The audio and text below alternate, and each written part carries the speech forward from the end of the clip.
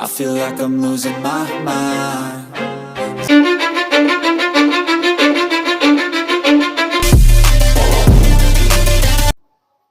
Assalamualaikum warahmatullahi wabarakatuh. Saudara-saudaraku pemirsa setia channel Bijontoyo Akhirat dimanapun Anda berada. Beredar di media sosial sebuah narasi yang dibangun oleh para kabib dan para jongosnya, tentu seperti itu, untuk mengunggulkan golongannya. Apa itu? Habib Usman atau Sang Mufti Batavia ini hadir di Solo dalam rangka acara Hos Cokro Aminoto Rapat Sarekat Islam. Itu ada kerangka tanggalnya, yakni tanggal 22 April 1913. Nah, benarkah demikian, saudara-saudaraku? Marilah kita telusuri. Jadi narasi yang beredar mengklaim bahwa pada tahun 1913 Hos Cokro Aminoto datang ke Batavia untuk meminta restu Mufti Batavia. Nah, narasinya seperti itu, Habib Usman bin Yahya. Dan setelah itu sang Mufti bukan hanya merestui, akan tetapi hadir langsung di Solo dan memberikan sambutan di depan puluhan ribu massa Sarekat Islam. Tepuk tangan. Wah, kisah ini tidak sesuai dengan fakta sejarah. Kenapa demikian, saudara-saudaraku? Berikut poin-poin bantahannya. Habib Usman bin Yahya wafat pada tahun 1913, ya kan? Jadi rapatnya itu 1913 April kan? Dalam keadaan sakit. Habib Usman lahir tahun 1822 dan meninggal dunia pada 1 Safar 1332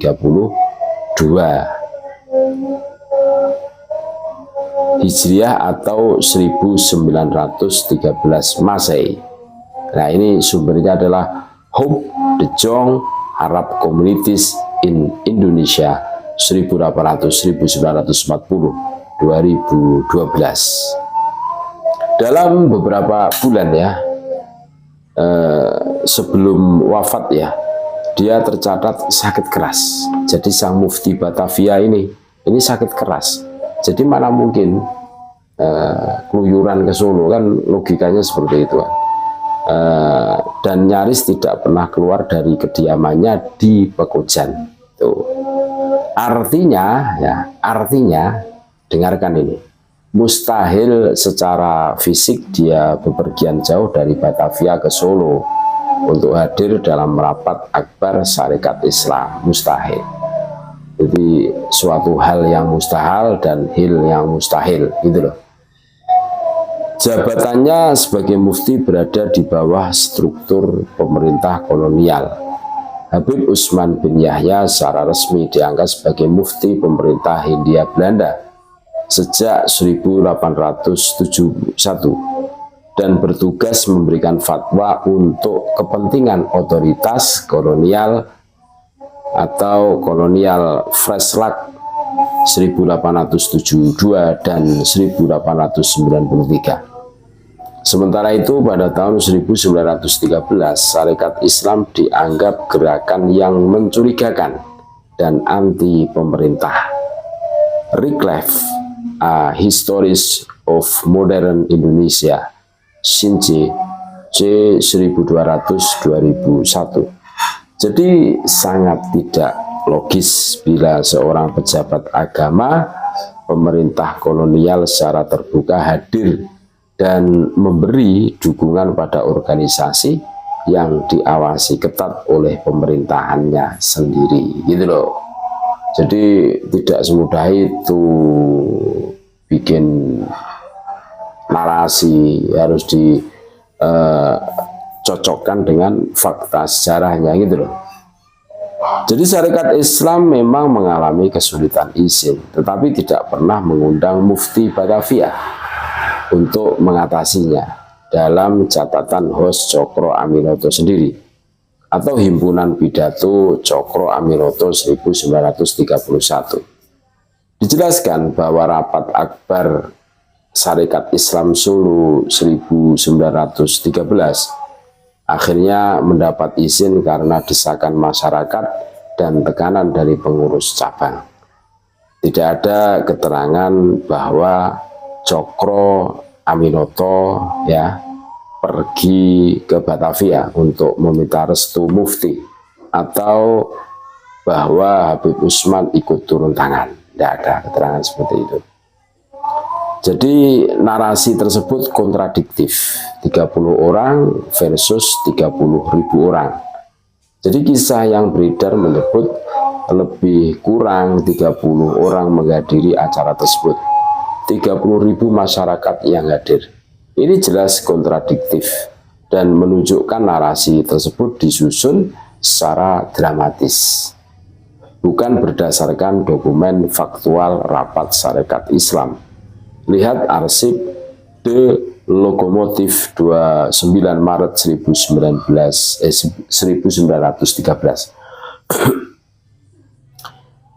Tidak ditemukan dalam koran Hindia Belanda laporan kehadiran Habib Usman.